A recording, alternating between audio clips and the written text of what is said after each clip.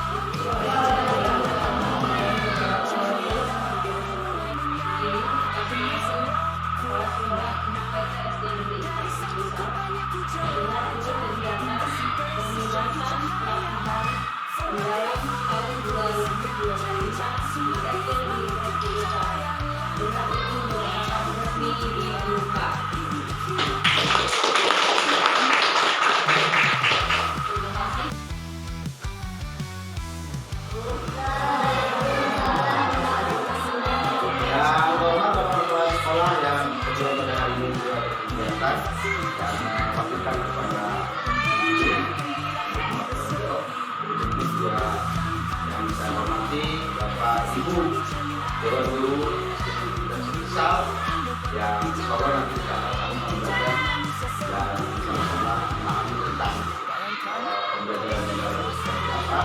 Kepada Ibu setelah semuanya, dan Bapak akan mengikhlaskan pelatihan selama kurang lebih 1 minggu di SD Negeri Kecil 1. Intinya Bapak dan Ibu kita akan bermain yang namanya perlawanan. Kalau nanti saya memberikan kasih, Bapak dan Ibu bisa menggunakan panjang. Kembali ke juga tadi. Kalau ular, berarti nanti Bapak dan Ibu memberikannya adalah pendek. Baik Bapak dan Ibu, kita mulai. Kalau saya nyebut cacing, berarti Bapak dan Ibu adalah panjang. Ya, cacing, ular, pendek, cacing, panjang. Omongannya panjang, tapi gerakannya pendek. Itu ya. Kembalikannya ular. Orangnya adalah pendek, tapi gerakannya panjang. Siap ya. Cacing, pendek, panjang. Apa sih ya? Jadi, Bapak dan Ibu, apa sih pembelajaran mendalam? Itu sebetulnya sudah kita lakukan. Jadi kita itu intinya memuliakan siswa. Yang pertama itu tentu adalah tentang pembelajaran berkesadaran. Kesadaran itu apa? Jadi siswa dan guru sadar. Lalu tentang materinya, sadar akan ruang lingkupnya. Itu bermakna. Jadi setiap kegiatan pembelajaran kita terus bermakna dan lain memang gembirakan.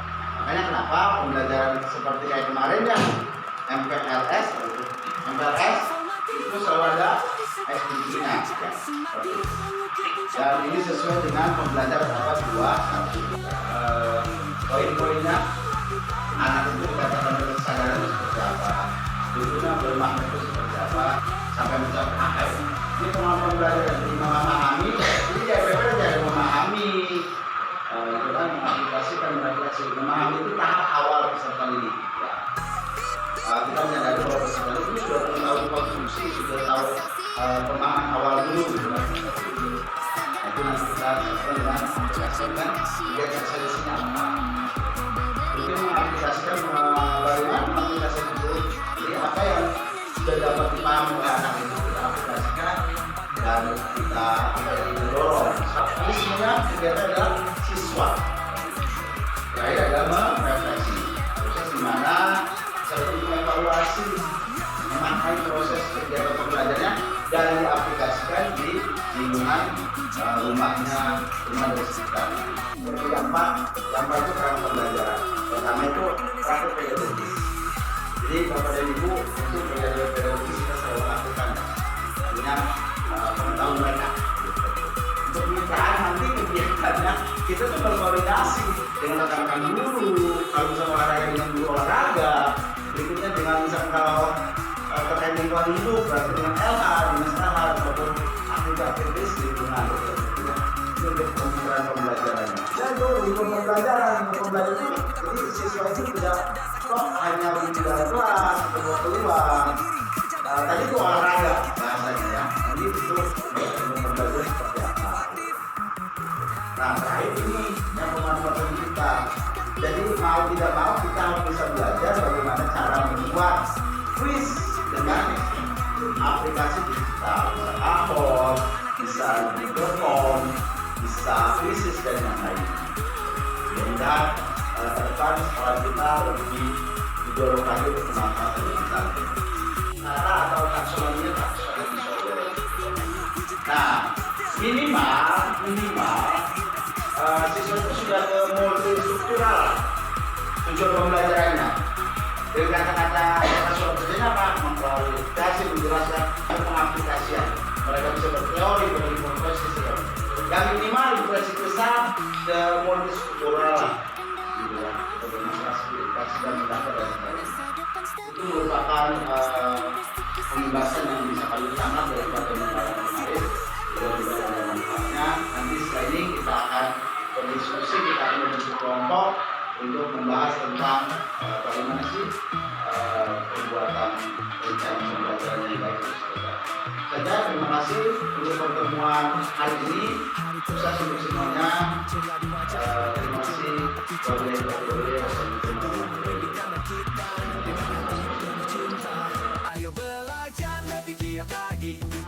Kami salam sejahtera untuk kita semua dan semoga Allah Tuhan Yang Maha Esa memberkati kita. Salam kita di hari kedua tentang nasihat pelatihan bulan Bapak dan Ibu. Hari dari pagi tadi kita sudah melakukan kegiatan berdiskusi tentang FPP, bagaimana FPP yang harus segala macam. Sekarang waktunya kita akan sharing, akan berdiskusi di siang ini itu tentang di sini ada program FPP oleh Bapak dan Ibu di telah persamaannya apa, perbedaannya apa. Mungkin saya akan memberikan kertas personel ataupun berjawaban. Silakan di kelompoknya masing-masing. Ayo belajar lebih giat lagi, wujudkan delapan profil sejati. Sekolah berpihak kepada siswa, lingkungan yang ramah dan ceria. Leadership menyatu dalam diri, sinergi kuat antar hati. Teknologi jadi alat berkarya, bersama kita jadi Indonesia.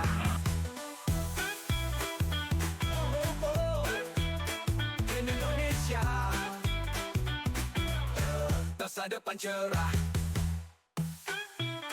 Wujudkan delapan profil sejati. Sekolah berpihak kepada siswa, lingkungannya ramah dan ceria. Leadership menyatu dalam diri, sinergi kuat antar hati. Teknologi jadi alat berkarya, bersama kita jadi Indonesia. Berkarya berani punya mimpi tinggi, impress kesal tempat kami berdiri. Guru jadi cahaya siap ubah dunia dengan nyata bukan sekadar kata.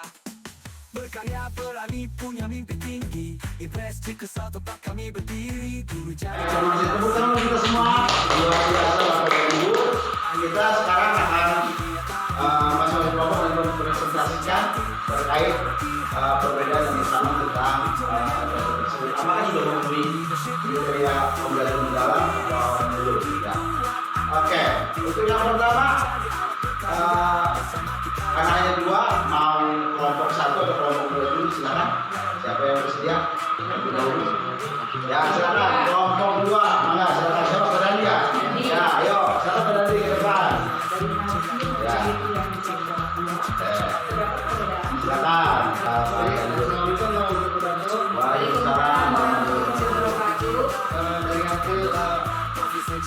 Penelitian tadi ini terdapat 3 perbedaan.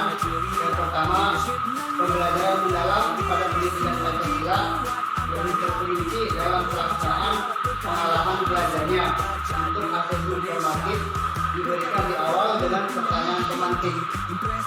Yang kedua yaitu untuk kegiatan pemanfaatan digital lebih bervariasi. Dan yang ketiga yaitu rubrik penilaian lebih variatif yang mana dari saudara saya mungkin Waalaikumsalam. Ya, silakan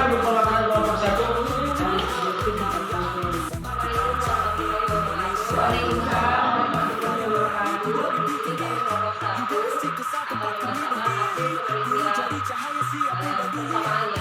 1. Dua-duanya menggunakan teknologi Solo. 2. Memenuhi 8 profil jurusan. 3. Terdapat praktek pedagogis lingkungan pembelajaran, kemitraan pembelajaran, pemanfaatan digital, rencana pembelajaran, terdapat olah rasa, olah hati, olah pikir, olahraga. Mungkin cukup sekian penelitian dari nomor 1.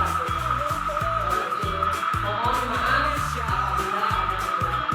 Wassalamualaikum warahmatullahi wabarakatuh. Waalaikumsalam warahmatullahi wabarakatuh. Saya, jadi Bapak dan Ibu, mudah-mudahan setelah belajar ini kita bisa membuat rencana pembelajaran tentang pembelajaran dalam baik. Kita sama persepsi dulu ya.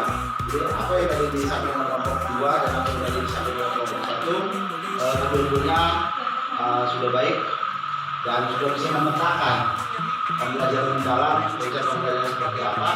Tadi kedua-duanya memang memiliki kesamaan tentang 8 profil jurusan, tentang rangka berpikir segala macamnya ya. Jadi 8 tiga itu sudah terpenuhi. Tetapi memang tadi bertujuan ada kelompok 1. Ternyata dari 2 rencana pembelajaran itu pendidikan Pancasila yang tadi dianalisa oleh kelompok 2 juga itu lebih lebih bervariatif lagi dari digitalnya, manfaat digitalnya sangat bervariatif. Kemudian juga akses ini lebih banyak ya. Terakhir juga kelompok 2 menganalisa bahwa ada daftar pustaka. Jadi Bapak dan Ibu, harapan setelah penugasan ini kita terus berbagi praktik baik, kita saling diskusi bagaimana caranya membuat suatu rancangan pembelajaran yang sesuai dengan kaidah aturan terkait pembelajaran dalam, dan tentu juga kita bisa melaksanakan mengaplikasikan apa yang kita peroleh hari ini di pembelajaran yang akan datang. Jadi alhamdulillah 2 hari ini sudah luar biasa Bapak dan Ibu membersamai dalam kegiatan penugasan ini. Mudah-mudahan ada manfaatnya, dan nanti setelah ini kita tetap akan ngobrol, berdiskusi, sharing tentang bagaimana sih pembelajaran mendalam itu yang berpihak kepada siswa, berpihak kepada guru, dan bagaimana caranya agar lingkungan sekolah kita lebih baik ke depannya. Terima kasih. Ada pertanyaan sebelumnya? Cukup ya? Cukup. Kita tutup kegiatan hari ini, dan kebetulan sekarang sudah jam 4 ya, jam 4 sore, dan luar biasa dari pagi kemarin siangnya kita berdiskusi terkait bagaimana itu tentang pembelajaran mendalam, dan hari ini hari kedua dari pagi tadi Bapak dan Ibu sudah berpraktek baik bagaimana pembuatan menyusun RPP dan bagaimana yang baik sesuai kaidah pembelajaran. Terima kasih, saya Airi. Wassalamualaikum warahmatullahi